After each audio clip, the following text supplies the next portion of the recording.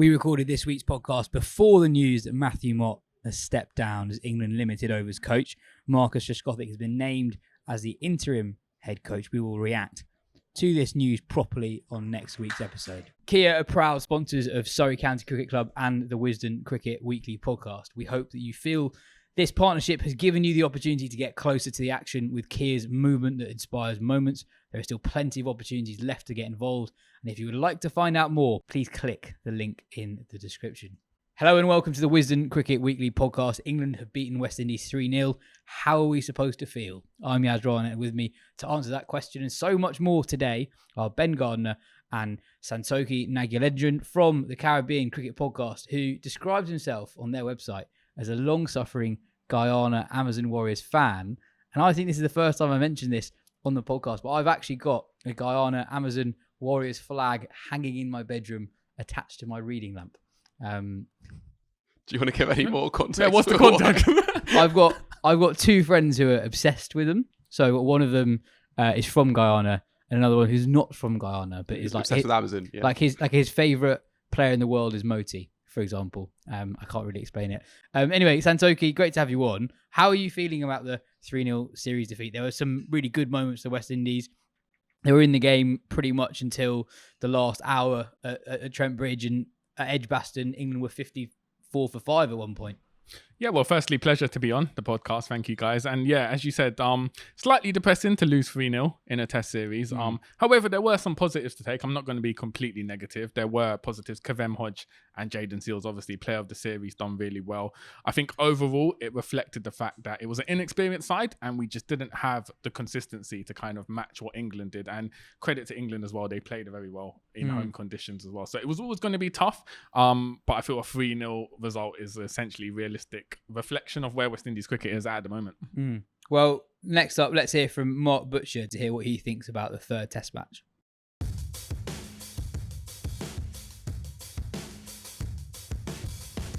But England won 3-0. There were some difficult moments, especially in tests 2 and 3. Do you think there was a maturity to how England went about things this series? Absolutely, yeah. Now, all of this you have to temper with the quality of the opposition at times, because in the past iteration of Stokes and McCullum's teams, because the opposition wasn't great, they would have kind of taken the mickey and gone so hard that they'd have given themselves a chance of finding themselves in real trouble. They did get into a sticky spot, didn't they? 50 odd for 5 in their first innings at Edgbaston. But then very, very maturely and very clinically got themselves out of it with excellent partnership from Root and Stokes. Then obviously Wokes and Smith sort of took England away and into the lead. And it was all done at a similar sort of pace and lick to stuff that we might have seen from them before, but without the sort of egregious risk taking that could possibly have ended them in a bit of hot water. So listen, I asked Stokes about it at the presentation after game 2 at Trent Bridge, and he said that definitely there's been a maturing, there's been a not a reset as such, but just a sort of an awareness that whilst it's fabulous to be entertaining and go out there with the view to take a lot of risks, winning cricket matches is important too, and I think they showed that in spades in those last 2 test matches. You mentioned one of the new faces, Jamie Smith. I was really glad that he had a match situation when he came in when the game was genuinely in the balance. And it was some knock at Edgbaston, very unlucky to fall 5 runs short of a first test 100, got out to a ball that kept extremely low. He's really powerful, as much as anything else. Twice this series, he's basically hit one out of the stadium. He's a very modern player in style, would you say? Well, yeah. I mean, actually, I'd say that he's very modern in terms of that power, in terms of that ball striking ability, but very sort of old-fashioned in terms of the way that he does it. Very sort of orthodox technique. He's a big bloke. I mean, that's one thing. He's a big, strong guy. So the power comes from that sort of stature. But he moves in such a way that you don't notice.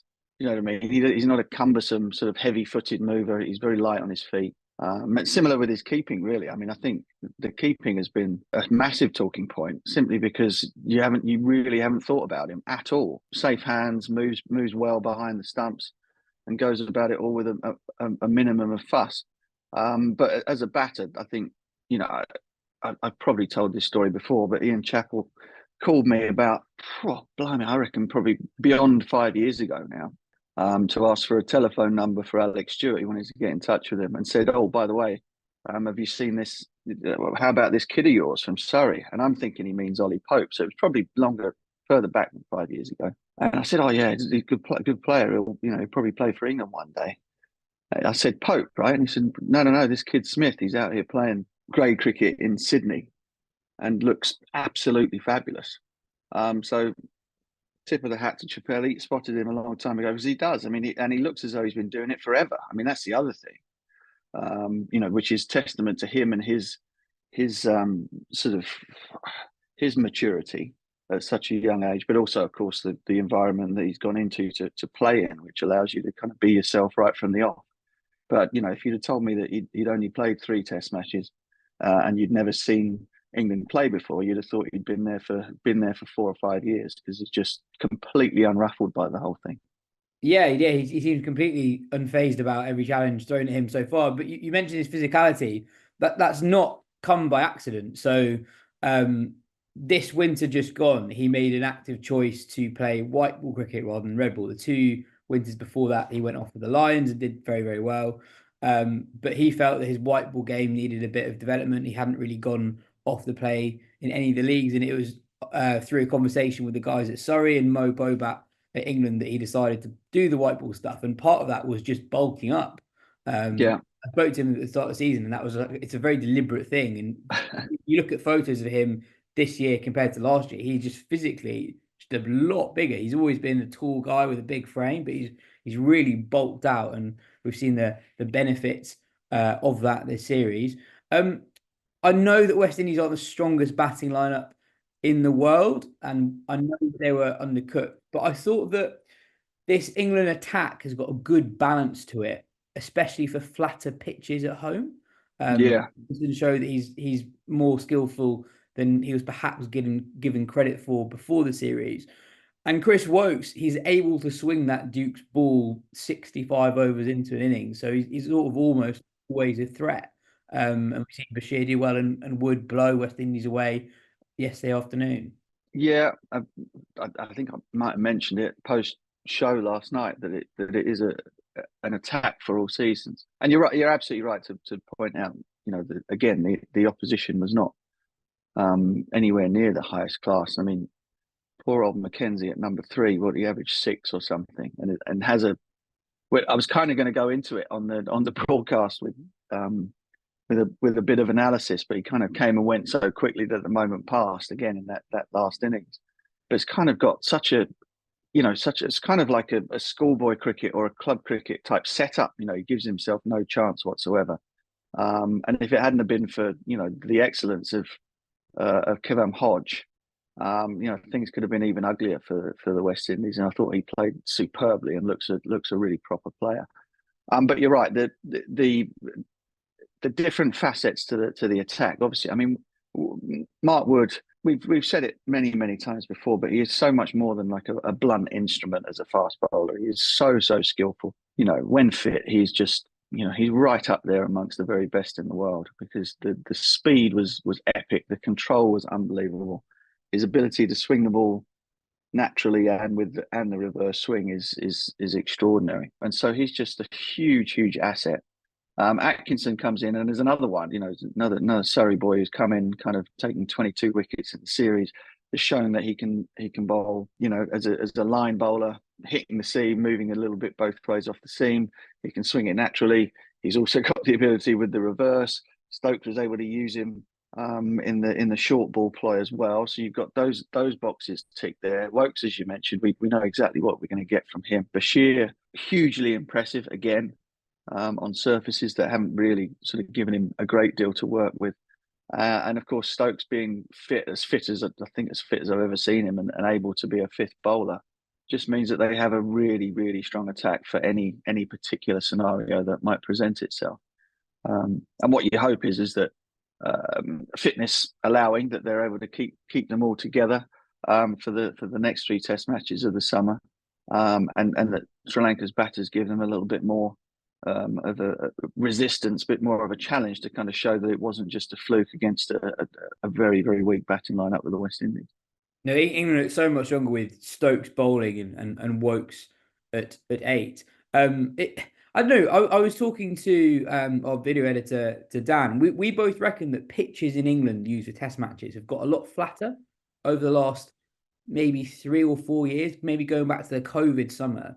There haven't been many green seamers. No, We had a lot of pitches like what we had at Trent Bridge and what we had at Edgbaston that are flat and also slow. So I think that's deliberate. I mean, in terms of the flatness anyway, or the lack of green, I think that's deliberate. You're not going to get green seamers in Australia, and they make no bones about it. And I don't think we should make any bones about it. England are trying to build a team, develop a side that is capable of going down there and winning the Ashes back, and therefore skills like tight spin bowling, that's also then decisive or incisive when conditions allow. Bowlers who can bowl reverse swing, bowlers who can bowl quickly, are all exactly what you need. Bowlers who can hold a great line on a flat pitch are all exactly what you need. You're not going to run into conditions where 4 Chris Wokeses are going to run through Australia in Australia, and so that's exactly what England want and what they need, and that's exactly what they've done. So I think the lack of pace is something that obviously is not something that's deliberate, but certainly the lack of grass is.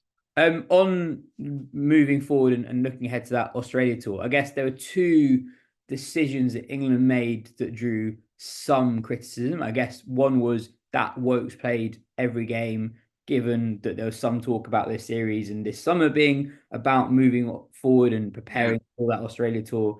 And then also selection for the 3rd Test match, not giving game time to either Matt Potts or more personally Dylan Pennington on the bench. I guess because the series was initially framed sort of as a fact-finding mission. Do you buy any of that? Well, I still think that Wokes is problematic. Not that he isn't a brilliant cricketer and that he, and got better and better as the series went on, but I think he's problematic because clearly, the numbers over a very long period of time for him overseas are not particularly good. He wasn't that keen on going to India. In fact, sort of, I had it in my head that he'd almost retired from sort of touring. That he'd be available for series at home, but not series away. And Australia is just, he won't be going, and so that's an issue. He did a great job, sort of a senior bowler, and number 8, very, very useful, very handy number 8. But England are going to have to find somebody else to do that. You would think next year or sort of back end of this year in New Zealand, and lead up next summer to that Ashes series. So that's still an issue for me. And there's no slight on Chris Wokes because he's magnificent, but that is the one area I think at the moment that still will be exercising the think tank about how do we replace him? How do we find somebody that gives you as much, both with bat and ball, but is going to be more useful to you in Oz? But that's exactly the problem, though. He is broadly irreplaceable. His batting at 8 completely rebalances the side, and I think that sort of because we're used to it, we don't really appreciate just how ridiculous he is at home. Let me just get the numbers up. Sorry, 31 numbers at home, 124 wickets at home at 21.83. Anderson and Broad averaged 24 and 26 in home Test matches. Willis averaged 23.5, both of them 27.5. His numbers at home are totally ridiculous, and you combine that with a batting average of around 32 in home Test matches. He is just extremely hard to replace when the side got overseas series. And there's no one.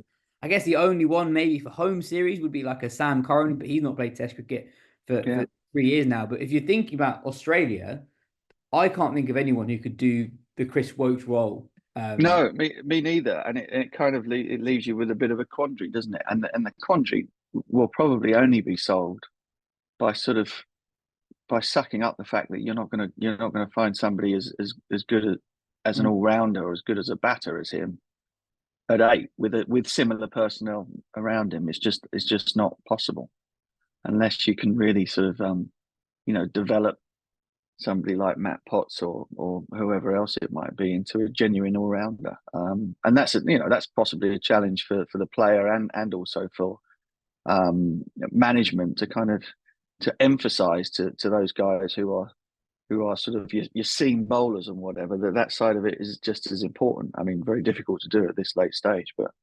and again, I don't know. Could Stokes and McCullum suddenly turn the wheel around 360 degrees or 180 degrees and turn Chris Woakes into somebody that is very, very useful to you outside of England as well as inside? I don't know. Possible, but unlikely.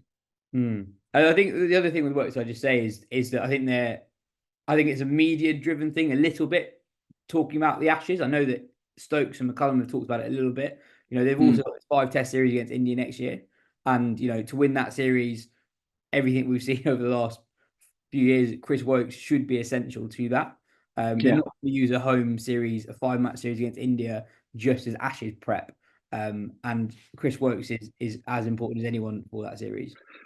No, again, agreed. But I suppose, and again, this is not being sort of, it's not showing hyperbole. England at home are incredibly strong, and so they're not looking at the home series as sort of an issue for them. They're trying to solve the problem of what happens when they're not at home, while still being incredibly competitive. I mean, it doesn't affect their performance at home at all to do that. And so that's where it comes from. And Stokes is unashamedly kind of big picture looking anyway. So he was the one that brought it up. I think he's brought it up during the course of this Test match series that they need this. There are certain things that they need. There are certain things he thinks he wants. And what better way to kind of round off the legacy than to win an Ashes series away from home? It turns captains and teams into legends, and that does not mean that they will not have their eye on India next summer. To the absolute contrary, but they don't have a problem with being able to win Test matches or win series at home. They have a problem with winning them away. Well, we've got a 3-week break until the next Test series at home against Sri Lanka. Up until then, got lots of the 100 to look forward to. Butch, you'll be working on that. Enjoy the next few weeks and catch you soon. Yes, you certainly will. Every ball counts.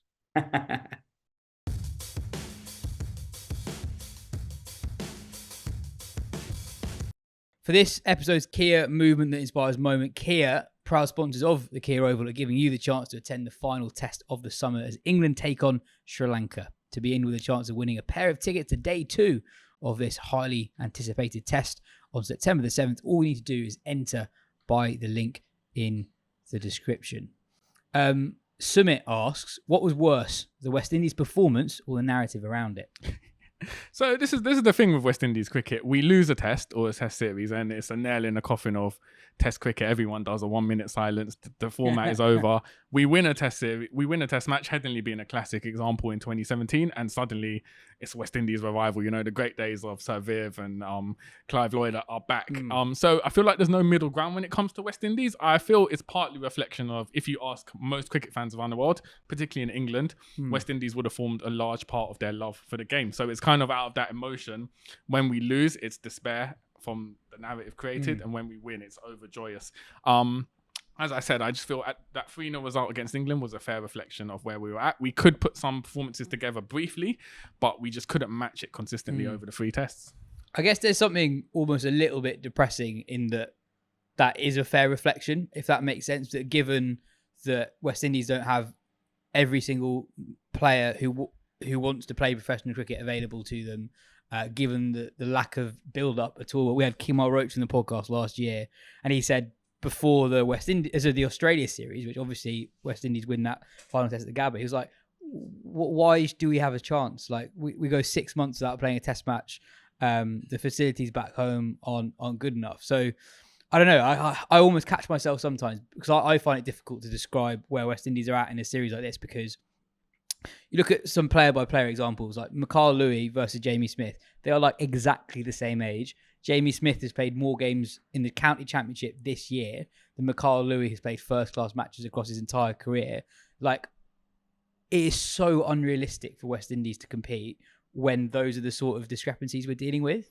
Yeah, I think it's easy to pick out individuals and say they weren't up to scratch, but as you said, I think it's more of a systematic issue. For instance, we play South Africa in two tests in the summer, and then Bangladesh. After that, where do the Red Bull players sort of go? Our first class season is only between February and April. So after April, if you're not in the test side, where are you getting that Red Bull experience? And I think Mikhail Louis is a great example of, firstly, the lack of experience and also the lack of depth. I mean, I can't think of many other test playing nations where someone in their debut first class season plays 7 matches and suddenly is out opening at Lords against England in the test side. So it's a real lack of depth we have at the moment in the side, but it points to why the systematic issues that have been growing over the past few years. Yeah, I was talking to you at Lords about this actually, and you made the point that the biggest crowd Louis had played in front of was obviously the one at Lords, but probably also in the warm-up game at Beckenham, given the kind of like the you know what you get back home, and that is just and Yas and I were discussing this before the show actually, that it's almost hard to, you almost have to catch up also trying to not to be patronising about some of the players and their success, and yet also like you kind of have to celebrate the stories even if they're like, you know, even if it doesn't lead to a win, say, like, you know, when you consider all the things that Yas is saying, and also just like the fact that the population of some of these places as well, like when you have like, said it on the last podcast, but Athanase and Calvin Hodge, like 2 guys from Dominica, which plays the size of, I said, St. Albans on the last podcast, but on 150 on a test match, when everything else is stacked them against them as well, like you kind of have to sort of enjoy that for what it is, but also you want these guys to do better as well. It's like it's quite difficult to know exactly how much you'd be saying like these guys should be doing really good and how much you say actually what they're doing given everything that's set against them is already quite impressive. Yeah, you kind of feel like when you do get performances like a Hodge or even Louis, his 50, which is really well put half century, it's kind of almost in spite of the system rather than because of it. If you look at this tour, the warm-up match against the county Select 11, most of the players in that Select 11 were under the age of 21 and it was a 3-day game. You're not going to learn much of that, and then you're suddenly thrown into a Lord's test where everything's about Jimmy Anderson. If you're Mikhail Louis coming down for your debut in Test cricket, walking through the long room and just the atmosphere and aura of Lords, it can be overwhelming, especially for that inexperienced middle order as well. And to their credit, they got better as time went on. Trent Bridge was an improvement and Edgbaston as well. And it wouldn't surprise me now they've got this experience of 3 tests against England. When they go to South Africa, they'll be a lot better for it because they've essentially used the England series as practice to get some sort of Red Bull experience, which is a sad state of affairs. But I guess with the condensed or wider issue with the condensed schedules, there's just not enough time for players to get that sort of Red Bull warm-up. We love a bit of doom and gloom on the podcast, and we'll get to that later, don't worry. But I do wonder sometimes the West Indies, part of the commentary around it is just, you know, Benelux, the population sizes, etc., and how also just logistically difficult it is to organise a national cricket board that encompasses so many different countries, and it's logistically difficult to go from one to one, etc. But we judge them compared to one of the most freakishly talented eras of any sporting side has had in any sport. You know, this isn't like a recent problem. You know, like you go back 20 years ago when West Indies were here in 2004, the gap between the sides then was probably bigger than it is now. You know, like this is. I almost think that expectations are unrealistic because of that freak 25-year period. Yeah, definitely. That golden period, which is often referred to, I can't think of many other sports where a side is compared to something that was done 40 years ago, but it's inevitable. Whenever West Indies do badly, it's compared to the era of the 70s and 80s. Just because I think of the nostalgia it brings for most cricket fans and sort of the period of success, people want to see that replicated. But as you said, in modern day cricket, with the logistics, the financial woes of cricket, West Indies, kind of even setting up a first-class tournament, flying between the islands costs so much money. And then also, how do you develop talent in each island? Like, okay, so Mikhail Louis is from St. Kitts. How are you developing players in St. Kitts? It's such a small island. Where are they going to develop? There's no sort of structured academies. Shamar Joseph being a classic example. So he's really been a shining light in the West Indies side because of what he done at the Gabba. He wasn't in the system in Guyana. He essentially quit his job as a security guard, took a risk, played club cricket and, in spite of the system, managed to work his way into the West Indies side. There was no structured development. There's no blueprint for developing him. So, as it goes back to my point, players overperform in spite of the system rather than because of it, and a lack of structure in terms of development. Harshpreet asked who should bat number 3 for the West Indies. Ben, you did some number digging. Not a great series for Kirk McKenzie. Yeah, I think statistically, if you look at number 3s who've batted 6 or more times in a series, his is the second worst of all time, behind Sean Marsh in the 2011-12 Border Gavs Trophy. And at least this time, there's been a few other sort of players who've sort of struggled, even though they've all had like a bit of a moment in that series. For Sean Marsh, which I find funny, was just everyone else was making absolutely bucket loads and he was averaging like 3. But he's also, I mean, it'd be interesting to hear who are the next guys who can come in. And also we should just try and ask about a few names who, like, people are like, oh, what's happened to him? Because I thought he was quite good, basically. But actually, apart from McKenzie, all of that top 7, like, they have something about them. And actually, this is also the other thing about West Indies, and partly we do need to give England some credit at some point that they have actually done, like, West Indies teams of a similar sort of standard have come to England, and England have not beaten them 3-0, and England have now done that. And England never beat them in the Caribbean. Yeah, and that's the thing actually about where West Indies actually are. Like, if you look at results over the last few years, obviously it's not anything close to, the 80s, but actually there's maybe been a small uptick, or it's not as if the decline goes and goes and goes downwards. And actually the level of side they're going to be pretty tough to beat at home, and they pick up the odd impressive win every now and then away from home. Obviously, the Gallagher, that was, a while back, but still that Bangladesh series win did happen. Like, we've got to be realistic about where they are as a side as well, if you know what I mean. Yeah, firstly, I'll put respect on his name, Kirk Sanjay McKenzie, named after the great Sanjay Manjrekar. Really? Yeah, so his when India toured in 1989, they stopped over in Jamaica, and his parents met Sanjay Manjrekar, and they said, if we have a son, we'll give him the middle name Sanjay. So yeah, I was going to say Kirk Sanjay Alexander McKenzie. Yep. Amazing. That's up there with one of the great cricket middle names. Brilliant. Yeah, so we'll respect his full name. Yeah. So I mean, Kirk McKenzie, we know he struggled, 5.5 average in that series, abysmal. He's been kind of made a scapegoat. To put into context, I'll briefly explain his journey. So before last season, the 2023 season, he played 1 first-class game. He opened for Jamaica in 3 games and averaged 18. He just played 3 games in the season. Within 4 months, he was making his test debut against India. Based on that, what had happened was Cricket West Indies had set up a tri-series after the first-class season. So Red Bull tri-series called the Headley Week Series. So what they did was they combined the best performing players in the regional season into 2 sides, and they would take on the West Indies Academy. Kirk McKenzie was put into this West Indies Academy side for this tri-series. Out of nowhere, launched a double century, 221 not out. Got called up for West Indies A-team tour against Bangladesh, averaged 41 there, and selectors thought, you know what, he's on a run of form. We'll ignore the fact he averaged 18 in actual first-class season. We'll give him his test cap against India. He scored 32. Which is reasonable. I feel there was still lack of confidence in his technique, which is why him and Jermaine Blackwood were the only 2 players not offered a contract by Cricket West Indies that year. Blackwood was subsequently dropped on the test side. McKenzie kept his place, played in an A-team tour against South Africa, averaged 24, again, not very good. Fast forward now to the Australia tour. Selectors had said Darren Barvo, Shea Hope, Brandon King had all turned down to tour with the test side. Now, these are 3 players who you'd imagine would play at number 3. So it kind of doesn't give precedent to the fact that they were confident in McKenzie's ability. He goes to Australia, ends up somehow once again top scoring. That Australia premium essentially allows him to keep his place in the side. Had a poor domestic season for Jamaica Scorpions again, averaged 24. So he's someone who was out of form and is suddenly expected to pick up form against England with no real match practice. It's a sort of place as well. Like when Virat Kohli was the most exciting young player in the world in 2014, he was rubbish here. It's a difficult place to come as a tourist. So yeah, I just feel like everything combined to what we saw with Kirk McKenzie, I don't necessarily think it's his fault. If you get called up, you're going to play. I just think he's not ready for that spotlight. And it's a shame. In terms of who could replace him at number 3, Casey Carty, who's from the Dutch island of Sint Maarten. He's someone who's a potential prospect as well. He's been named vice captain in a warm-up game against South Africa. He's probably the front runner to come in at number 3. But again, I don't think there's individual solutions. It'd be hard for Casey Carty to come in and play against South Africa with his lack of Red Bull experience and suddenly perform. But if we are looking at number 1 picks, I would say Casey Carty's probably up there.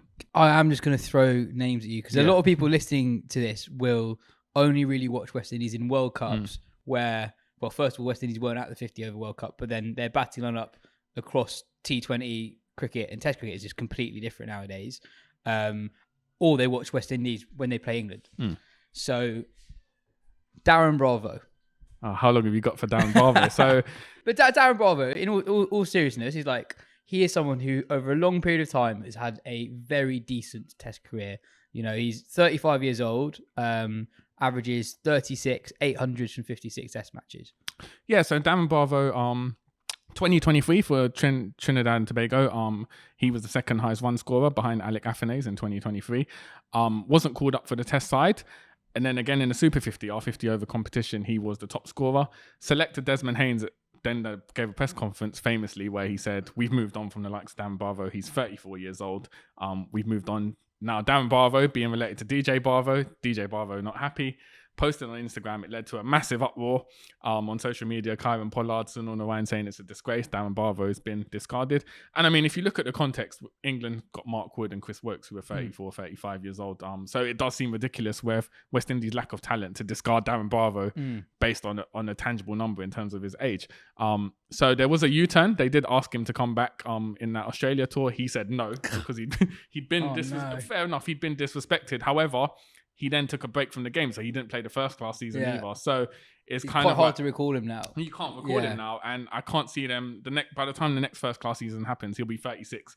Becomes even more unlikely he'll get a recall at that point. So it's a big shame to lose Dan Bravo. He's someone who does well overseas. As you said, he's got the experience which that middle order needed. So he's someone who could have done a lot better for us in England. Just one thing on Bravo. If viewers, if you haven't seen it, go and just watch his in-swing bowling in the first competition. I can't remember when it was, but it was a couple of years ago. So all of a sudden, he basically became Wazim Akram. It's incredible how much he's at like 60 miles per hour. Yeah, sure. Nkrumah Bonner, he averages 38 in Test cricket. So Nkrumah Bonner, started Test cricket with a bang with that famous away win against Bangladesh, then scored a century against Sri Lanka. He's really someone who can dig in. He's not going to play extravagant shots, but he can sort of dig in and kind of grind his way to big scores. In 2022, he got concussed twice, couldn't play the bouncers, got dropped after the Australia tour in 2022, wasn't seen again, was told you need to make domestic runs in 2023. Unfortunately, Jamaica were playing their games in Guyana at that time in Providence Stadium, which is one of the hardest grounds to make run on. He didn't do well there, and we've not seen him since. And again, massive shame when you look at Kurt McKenzie averaging 5.5, to think we have a middle order batter averaging 38 in Test cricket, who's just sitting there. Again, I feel Bonner's 35 years old, so I feel it'll be very hard for him to kind of make a claim for a recall at this point. And then you've got, and I know that all these guys have different stories and different individual circumstances, but then there are the guys who play white ball cricket for West Indies at the moment. So someone who's played for West Indies in Test, Shimron Hetmeyer, Kyle Mayers, Shea Hope, and then you've got guys who haven't, Brandon King, who's played a decent amount of first-class cricket, and the one that I think Michael Holding even said a few years ago, get him in, Nicholas Puran. Okay, so yeah, Shimron Hetmeyer, I don't think we'll ever see him play Test cricket again. I know he's been doing the media circuit around, he's at the 100 with London Spirit, I believe. He's been doing the media circuit telling he would love to play Test cricket. I don't think that's an accurate assessment. He's done nothing to suggest he wants to play Test cricket again. And again, it's balancing. West Indies Central contracts don't amount to that much money, and Hetmeyer's in big demand. His IPL deal with Rajasthan Royals is like 1.2 million. So for him, it wouldn't make sense to suddenly go back to playing domestic cricket. He's going to play the big franchise league, so I don't think we'll see Shimron Hetmeyer again, which is a shame because he captained the under-19 side in 2016, so he was the long-term prospect. I remember when England went to the Caribbean in early 2019, he was must have been like 21, wearing a floppy hat, and doing very well. Exactly. So that's a massive shame. And he was also, I mean, he wasn't batting that much different to how he does in white ball cricket then as well. He was kind of throwing his bat at everything. I guess also, obviously all these guys will have individual stories. Do you think, is there a case that there is like, because other countries will make managers differently, and I wonder if it's a conscious decision by West Indies to sort of think, we want to build a Test team that we can count on basically playing every time we play a Test match, it'll be the same sort of team. Whereas I think other countries would say like, well, okay, you're going to miss some Test matches for white ball stuff, but there will be some windows where you don't happen to get picked up in that competition, or maybe you play one competition, not another, and you play tests here and not there. Like so, for example, when Yas mentions Brandon King, like he's actually not playing any T20 stuff at the moment. Like, is there not appetite for those guys at certain points to go like, well, we've got a test tour of England. We don't really have a number 3. We know you haven't been around the system, but let's just get you in for now because you'll make a better team? Or is that conscious basically, or is it more about player board relationships that no one's asking that question because it's kind of broken down to that stage? Yeah, I think one downfall of the cricket West Indies is it's kind of been a non-negotiable for at least the past 7-8 years that you have to play domestic red ball cricket. And the problem is domestic red ball cricket, as I said, is between February and April, which clashes with the IPL. That's prime T20 leagues. So even if you're not, you can be a player who's not even in the West Indies T20I side, and you ain't going to be playing domestic stuff because of how many leagues there are that time of year. So that lack of flexibility, with Nicholas Pooran, Desmond Haynes, who he's left as lead selector now, but he's been selector for the past 2 years.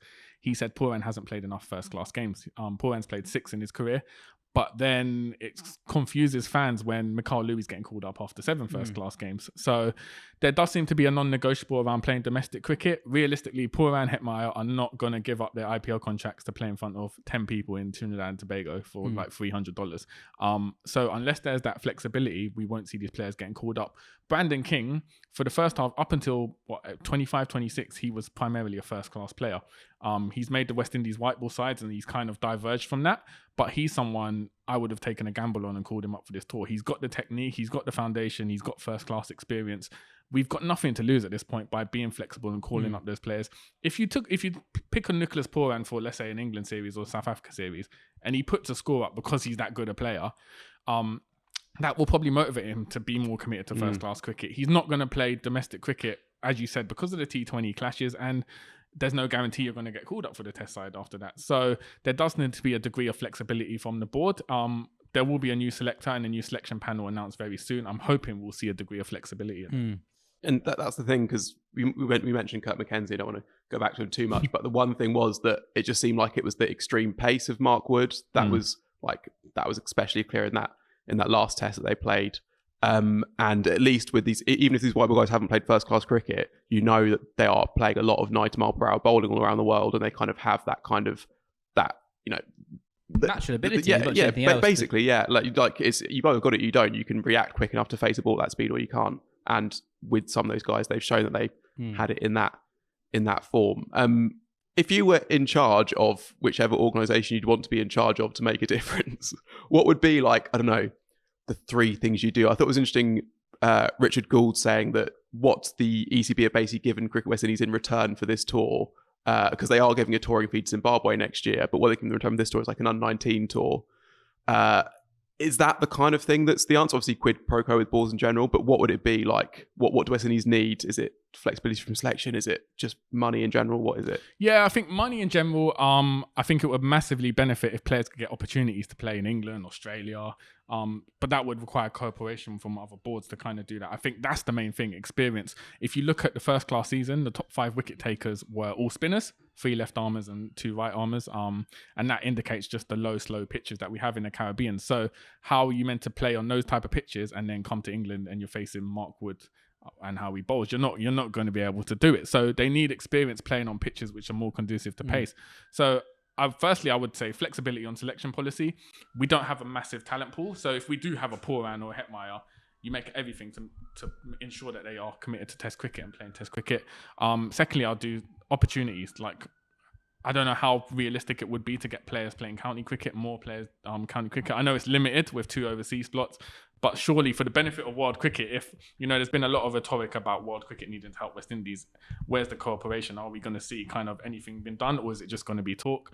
And thirdly, the pitches. I think the pitches in the Caribbean since the 2007 World Cup have been massively slow turning pitches. So we've developed some great spinners like Avias Army, Pamul, Rakeem, Cornwall, Gudakesh Moti, where the pace is coming from. And if you are looking to the past for a blueprint, we built it on pace. So how are we developing those pace bowlers?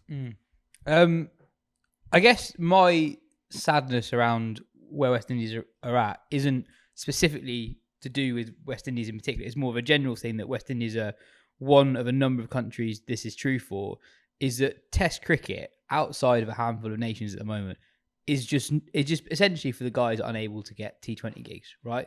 Ireland played Zimbabwe this week, and it was Ireland's second ever home Test match. Zimbabwe don't play a lot of home Test matches. Don't play a lot of Test cricket either. And you've got Sikandar Raza and Josh Little up against each other in the 100. You know, and it's not just West Indies, it's not just Ireland, it's not just Zimbabwe.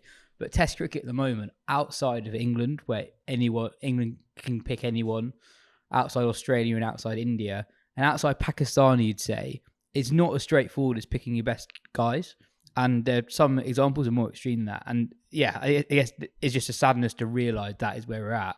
We probably haven't been there for 4 or 5 years, actually. But, you know, outside those countries, teams cannot pick their most talented players if they want to. Yeah, and at times, even if those players want to as well, as we saw in South Africa this year, who, you know, are one of the teams that have sort of managed that a little bit better in terms of their results. But then, you know, the financial necessity of having a short form competition, that is actually the second best in the world at the moment in the SA20.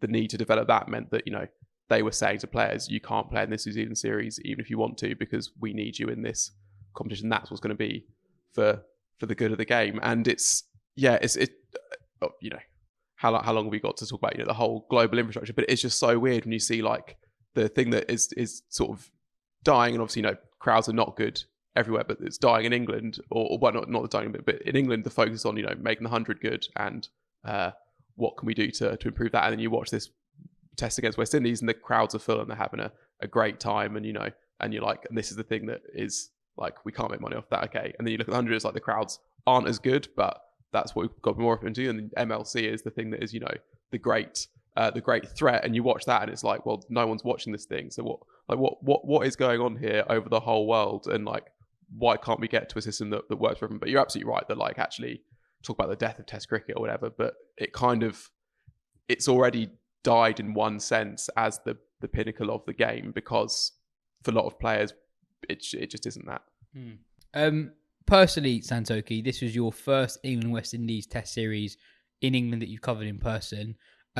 What's the journey been like for you guys with the podcast? Because you've become a needed, genuine voice of authority on Caribbean cricket, and there weren't many. So Caribbean Cricket Podcast, I started it with Michelle Hewitt. So I'm Guyanese, my background's Guyanese, Michelle's Jamaican. We started the podcast just before the pandemic, primarily because we were probably the only two people on Twitter at the time who were talking about West Indies cricket. So we decided to meet up. We met up in Hackney, and we were like, you know what, let's get a podcast going. It took off very slowly. Initially, we didn't really do much content. And then the pandemic hit. Like everyone in the world, we suddenly found ourselves with a lot more time to record episodes. It was also an unusual period in that players found themselves with a lot more time. So one of our early episodes, we just messaged Ramnaresh Sharwan on Facebook and said, do you want to jump on a podcast? Amazing. And he was like, yeah, I've got nothing to do. Let me come on. And he gave us 2 hours of his time. So there was that. And then there was also fortune in terms of West Indies tour in England at the time, in the COVID tour, which was pretty much the only sport going on in the world at that time. So all eyes were focused on that. I think as you'll be aware, with Caribbean cricket, there's not much output in terms of news. You can kind of find island to island, but me and Michelle, we kind of talk about West Indies as a whole, rather than focus on specific islands. And yeah, it's just grown from there. We've had players, stakeholders come on the podcast, cuss us out for our opinions. And yeah, it culminated in 4 years later. Yeah, go on, sorry. What's the spiciest one you had? So I think Michelle asked Marlon Samuels if he'd like to come on the podcast. Yeah. In polite terms, he told him no. Interesting. I mean, on Sarwan, I've always been fascinated. But why did he stop playing at such a young age for West Indies? Because he was only 30? Yeah. I think he played in the Champions Trophy. It might have been 2013, and then he got dropped after that. And I think he just had enough of West Indies cricket. And there were fitness issues as well. And he's another one who we lost to the game early. But if you look at his early career, like, it's amazing. Like, what a batter. And for him to essentially retire at 33, 34? I've got a list for you on Sarwan. Yeah. Most test runs before turning 26. 1 Sachin, 2 Cook, 3 Root, 4 Williamson, 5 Graham Smith, 6 Sarwan, 7 me and Dad, 8 de Villiers, 9 Bradman, 10 Sobers. Wow. So I'm just in the middle of that group with 4,000 runs at 40 before turning 26. Also important to note, a little known fact is Van Naresh Sarwan was actually appointed as selector with Desmond Haynes about 2 years ago, and he quit after a month and said, "I've had enough." We never got to the bottom of why, but that sort of sums up West Indies cricket again. Time for our Charles Tyrwhitt moment of the week. You're a bit of a Charles Tyrwhitt fan, aren't you, Yas? Yeah, I've got a couple of shirts that have served me well over the years. I've got a pink number that I'm especially fond of. You got a lovely blue one as well that suits you well. Did you know they've got options for summer as well? Polo shirts in a range of colours, zip necks, chinos and shorts too. They've got loads to choose from. Well, I'll be sure to check that out. Thanks for letting me know. And listeners, if you fancy updating your summer wardrobe too, we've got a special offer for you. Check out charlestyrwhitt.com or visit one of their stores. And if you use the code Wisden20, you'll get a special discount of 20% off.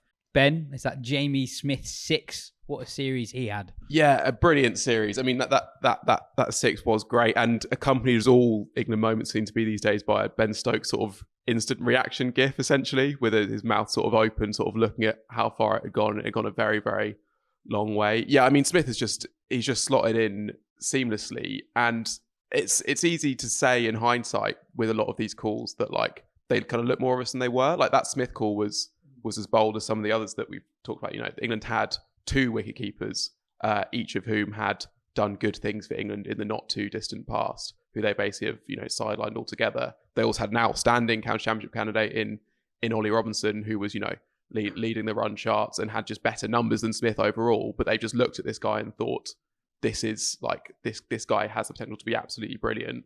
So let's get him in, and that's what they've done. And you know, he's just we've heard it kind of when he's talked as well. He just seems entirely kind of unfazed by the whole thing. And it, you know, been pretty flawless behind the stumps as well. Not saying that's, you know, that's signed and sealed off, but you're looking for mistakes as wicketkeepers and haven't any to point at. Yeah, and it's interesting to think about now what the you know, the next year and a half looks like for him, when it feels like you'd be surprised at this point if he's not at least in the squad, you know, starting next summer and then through the Ashes. But then also what actually the rest of the career looks like in terms of there's going to come a conversation at some point, as happens with all England wicketkeepers who are really good with the bat. It's proper England Test cricket heritage, isn't it? It's a really talented keeper bat comes in and you're like, oh no. His whole career is going to just be, will he or will he not have the gloves? Having the gloves with England are struggling probably because they need to get a bit more batting depth in, and then being pushed up when he ends up doing well, but you know, being not out with a tail and that kind of thing. But let's not focus too much on that for the moment, because he has just had an excellent debut series against what we didn't discuss in sort of the West Indies section. Has been an excellent West Indies attack actually, and Jayden Seales in particular. And I know this is a Smith section, but if I can just point to one thing on Jayden Seales. Katia wrote an excellent piece. She interviewed him before the start of the series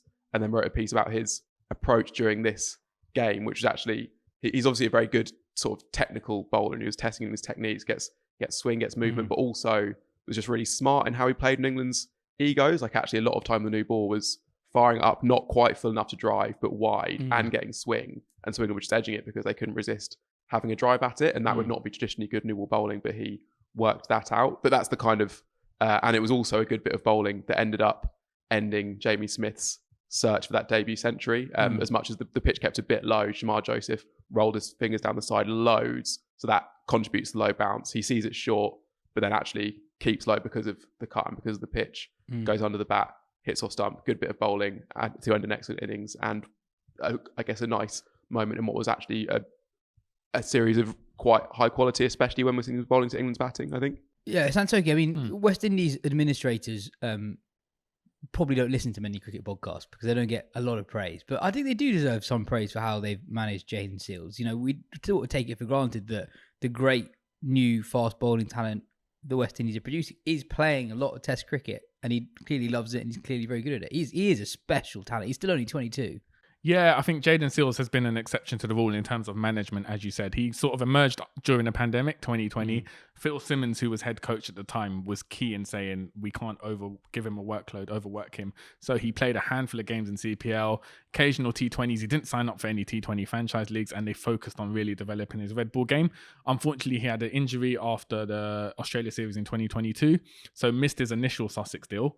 He was out for about 6 to 8 months. He's come back and really focused on developing his red ball game. As Ben said as well, he's smart as well. He can adapt based on the situation.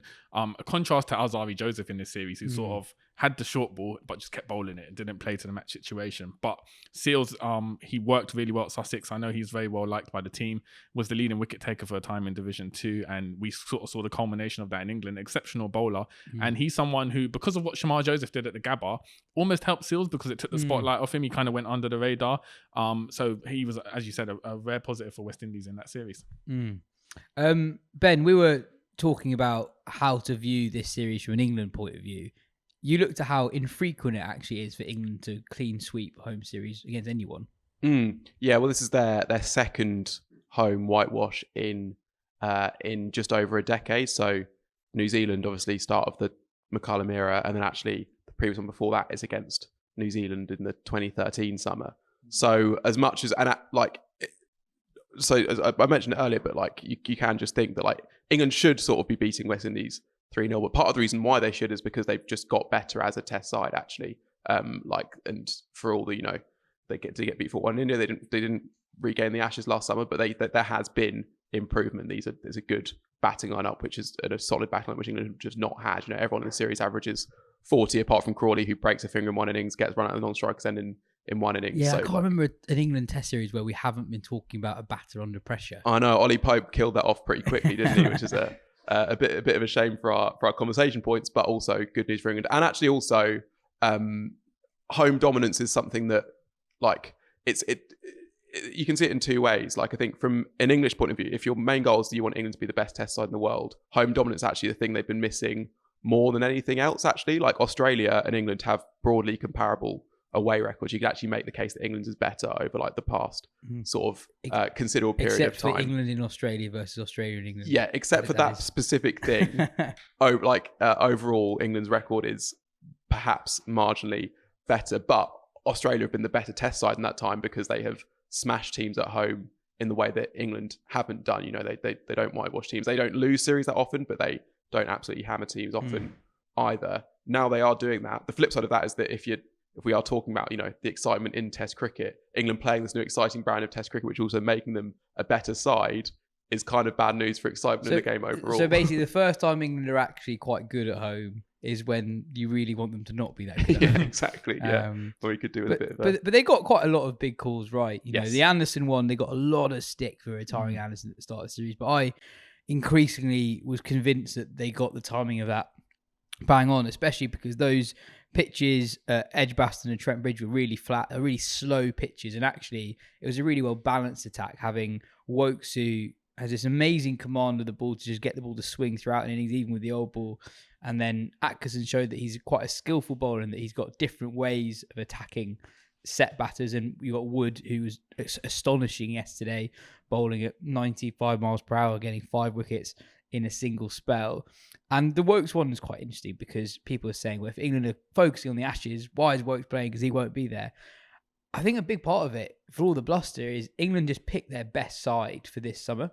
And on those pitches, Chris Wokes adds a lot to the side. And I think his batting at 8 is as important as Stokes bowling again. And obviously, when Wokes had that sort of off test in the first test as well, people were sort of focusing on a bit more, given that, you've this is kind of in a way not you've retired Anderson for, but but actually we've seen Wokes having to grow into summers and seasons before and need a few overs under his belt before he's back to that level that he is. And yeah, he is just so good at home, and it's I think it's one of the things that kind of gets not talked about enough given his away record, and the fact that you can't just pick someone else away from home because they can't do what Wokes can do with the bat. Like it's so important with the bat of the series. Like if he doesn't make that 30 odd in the first innings at Trent Bridge, then England actually concede a pretty big lead. Pretty there. Hefty, yeah. And again, that sort of 60 in the in the test we've just had,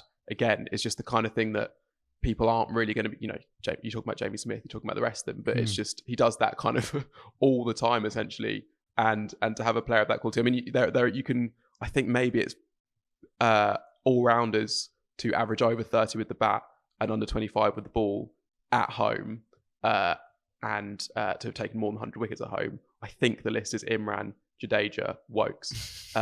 So he's, like that's obviously, you're manipulating that a bit, but he is so good. And that's why I kind of think if there is any way to get him to be like a selectable member of the team away from home, England should be working to do that because of just how valuable he is in terms of balancing the side and how skillful he can be. Can I just say, do you think England also partly picked their best side? I know Ben Stokes and McCullum say it's not about results, it's about creating memories and sort of the vibes, but they'd lost 4-1 in India. 100%. West Indies had come off a 1-1 during the Gabba.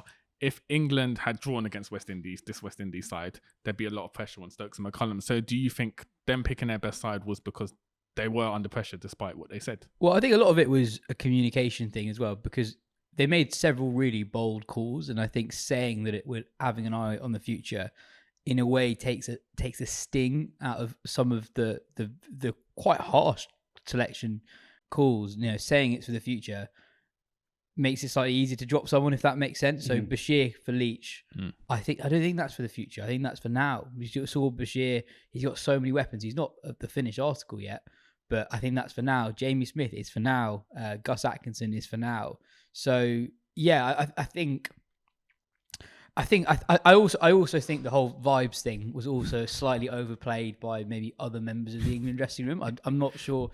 Ben Stokes and Brendan McCullum are immensely competitive guys who wouldn't have been happy. You just saw how furious McCullum was off the Lord's Test last year when England lost against Australia. Like that is not a guy who's okay with losing. So yeah, I think England have been a bit more ruthless than they were perhaps being given credit for before the series. Yeah, and you're absolutely right that the best way to prepare for winning, in a different, for winning anything is by winning games of cricket now, basically. Like if England, so it is important that they've balanced the two as well. And you're right that like England, I don't think England have taken it for granted as much as England people sort of have taken from their words that that's what they've done. I think maybe almost a lot of their whole ethos and their style of play and stuff is about performance, in that it's about taking pressure off immediate results. And we hear sportsmen talk all the time about focusing on the process, not about results. But England are the first team who've actually seemed like they've believed it, and that is like, so that's the competitive argument for their style of play, is that it's allowed them to play in that way. And actually saying this summer is about preparation does the same thing but in a different way, but it's also still something that allows them to play at their best right now, because it allows them to take some of that pressure off. So I think that they would have been unhappy with a 2-0 or a 2-1 win, and they would be unhappy with that against Sri Lanka, but they're not going to say that, because that actually makes it more likely that you lose a test. And also I think they deserve credit as well for maintaining that environment with actually quite a few new faces. They've got a lot of credit for new guys coming in and doing well on debut, but Smith, Atkinson, and to a lesser extent Bashir are like basically newbies to this team, and they've maintained the atmosphere, and all three of them thrived in the series. The 100 has started since we last recorded. Santokie, you a big 100 man? Do you like the 100? I'm a London Spirit diehard. No, it's the hundreds. The hundreds always interesting to me because there are usually quite a few West Indians. I know this year you've got Andre Russell and Shimron Hetmeyer at London Spirit. You've got Nicholas Puran, who's flown straight in from the MLC to Northern Superchargers.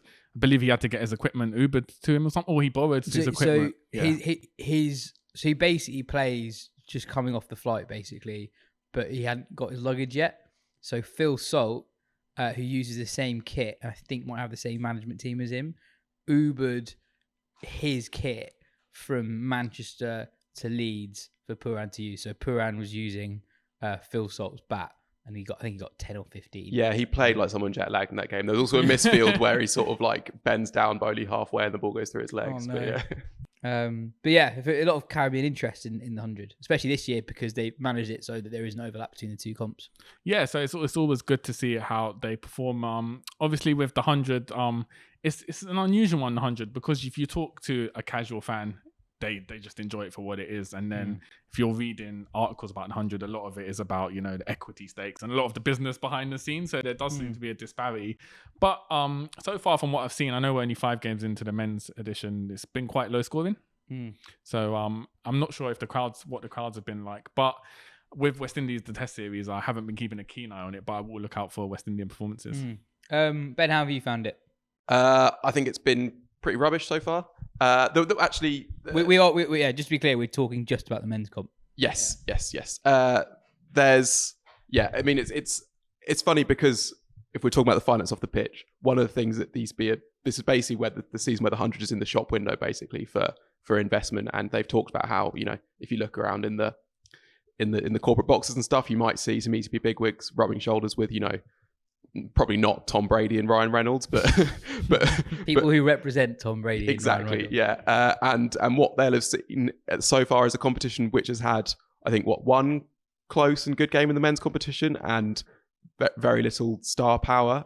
So obviously the England Test lot aren't there yet. I guess we'll be turning up from this week onwards, and also the overseas because of being drawn away from somewhere else. I mean, London Spirit for their opening game had one overseas player, and it was the Australian Daniel Hughes, who's yet to play an international game. I mean, leading run scorer in the Blast, so obviously a good player, but that is not the best to beat the best, as we were told the 100 would be. And somehow, like that, it's weird that has also meant a lack of close games. Like the two don't necessarily need to mean the same thing, but that is what's happened. And there's a lack of batting depth, and we were talking earlier that actually, even if by plopping every member of the England top 7 into a team, that actually makes the competition quite a lot better, because you're looking at games at the moment. Yesterday, Oval versus Welsh Fire.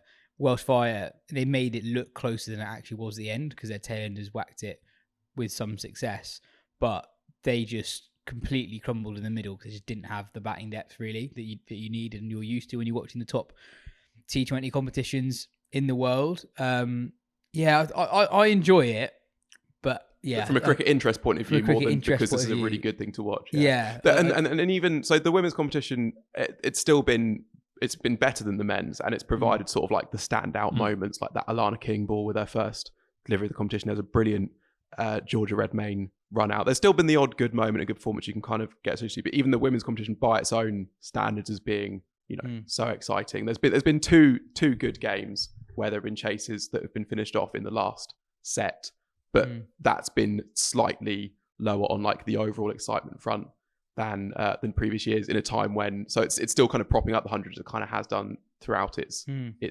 existence so far, but it can't do it all by itself, and it's had like a slightly low key week combined with the men's competition being so subpar, and hopefully you'll get back into it, but you wonder almost if it's missed its window basically for capturing any sort of public interest. We've now got the Olympics starting, and so even if it's brilliant from here on out, you've got such a high degree of competition that you wonder how it's going to find any sort of oxygen in sort of the sporting consciousness. Yeah, a couple of players just to keep an eye on from the men's competition. Nathan Souter at the Oval Invincibles. He's been around the county scene for years and years. He's got an outrageous recent record. Since moving to Durham, he averages 15 and goes at less than 7s. He gets into that Invincible side as a second leg spinner alongside Adam Zampa, two quite similar bowlers in style. He should be on next week's podcast. I'm fascinated to hear his story because he's Australian born, and if you compare him to other English wrist spinners, he's ahead of everyone in terms of wickets, economy rate, other than Adil Rashid, and even actually he's comparable to Adil Rashid in the competitions they played alongside each other in. And the other one, he's not had a standout performance yet, but I know we've mentioned him on the podcast before, but Josh Hull, the teenage 6'6" left armer from Leicestershire, he was clocked at 89 miles per hour the other day, although a few people on Twitter pointed out you can't really trust 100 speed guns. But I wouldn't be surprised if Hull is in the England squad for the Australia White Ball Series at the end of the summer, if they're using that as an opportunity to look to the future. There was also an English from Jacob Bethel that's probably worth pointing out. So in the one good game, Birmingham Phoenix were chasing 128 and found themselves 20 for 4 and 89 for 5. And against, Ollie Stone, Dan Worrell, Nathan Ellis, Andre Russell, that's an attack with some pace about it. And Bethel hits 43 off 27 to help rescue that game, and they win it by 3 wickets off the penultimate ball. So. And we talked a little bit about the game's finances, etc. There was an interesting interview with Richard Gould, the ECB CEO, on Sky about the hundreds future. You had a couple of takeaways from it. Yeah, I thought that the most interesting new thing from it was his kind of admission, I suppose, although he could admit this because he wasn't in the ECB at the time, but that actually the 100 being a vehicle for private investment into the English game was always part of the plan and part of the intention, and that the ECB was essentially a bit dishonest in explaining why they need to bring in the 100 to begin with, or explaining what all their reasons were for wanting to bring the 100 in to begin with. I don't think that I think they do think it can also bring a new audience to the game, as it has done in some part. But I thought it was interesting that he just admitted that as something. And I think that also, I think there's just been a few little things that are more and more possibly raising some alarm bells over the private investment thing. Like it's just one thing that I think there needs to be just more oversight on, rather than at the moment there's an organisation that clearly believes it's the right thing to do, and so are doing everything they can to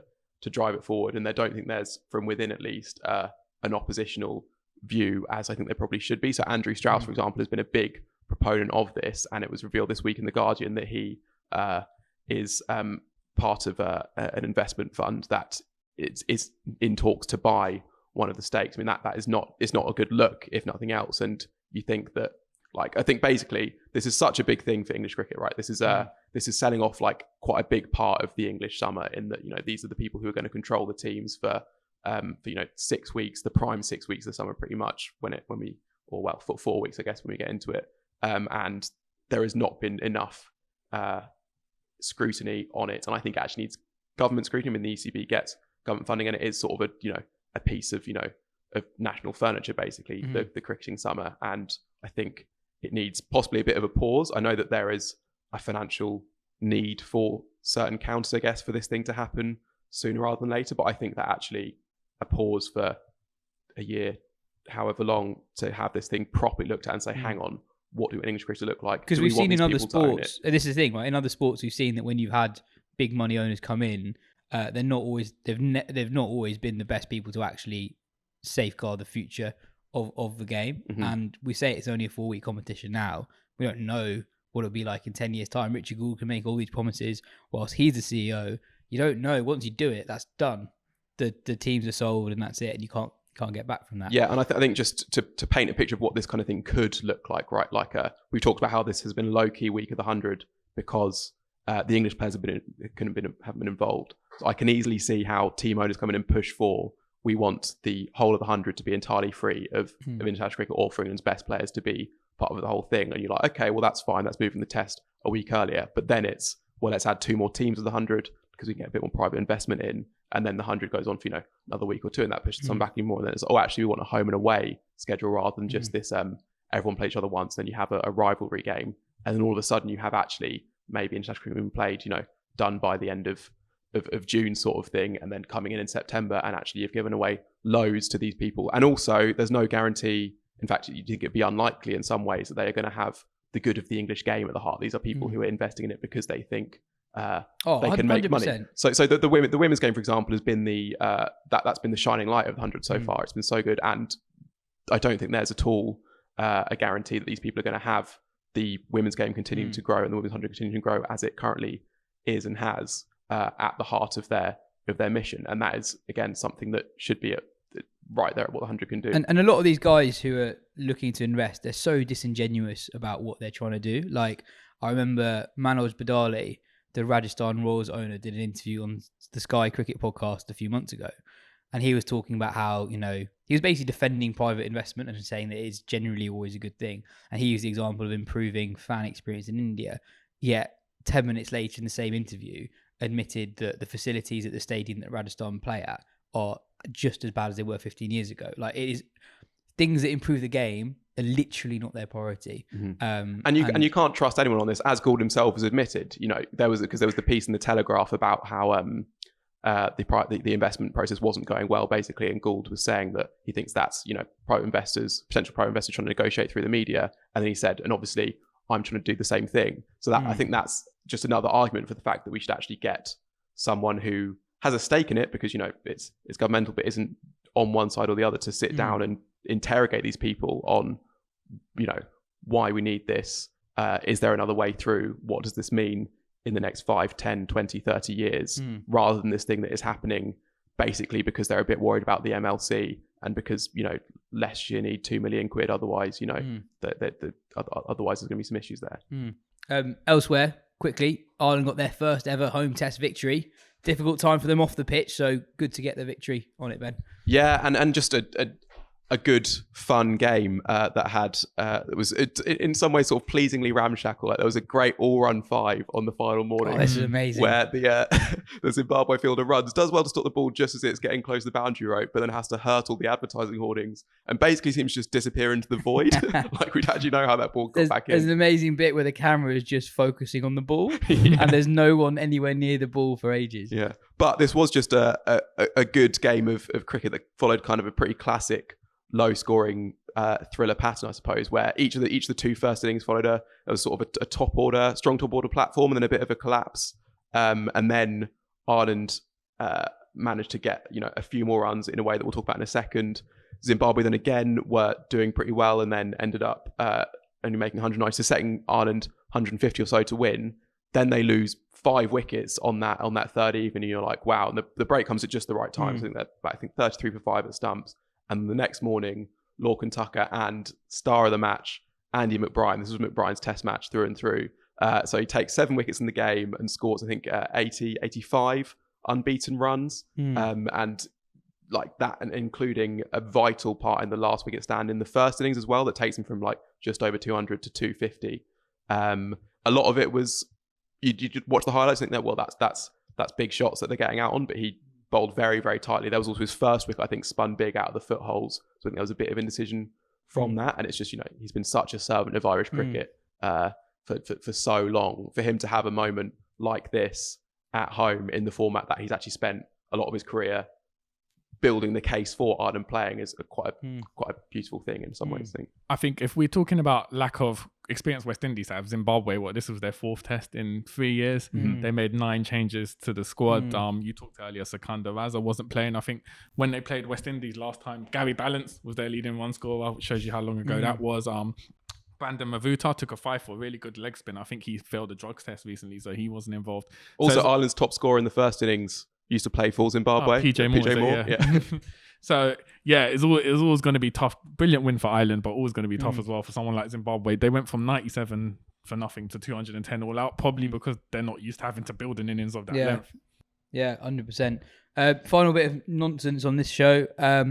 Middlesex were playing a one-day cup game on Saturday where not all the players had the same kit. So the kit arrived late, obviously. So if you go on the stream for Derbyshire Middlesex, you can still find it on the Derbyshire YouTube channel. You'll see that when Middlesex are in the field, half the team are wearing their T20 kit and half the team are wearing their 50 over kit, and they're completely different colours. So that was extremely. I can't believe they just didn't pick one. Yeah. You know, surely they just had 6 weeks in the blast. Surely everyone's got T20 kit. Just wear the T20 kit. Anyway. That is everything for today's show. Santokie, so good to have you on. Thank you. And apologies for just basically listing West Indian batsmen. That's fine. And then hoping you tell me what they're up to.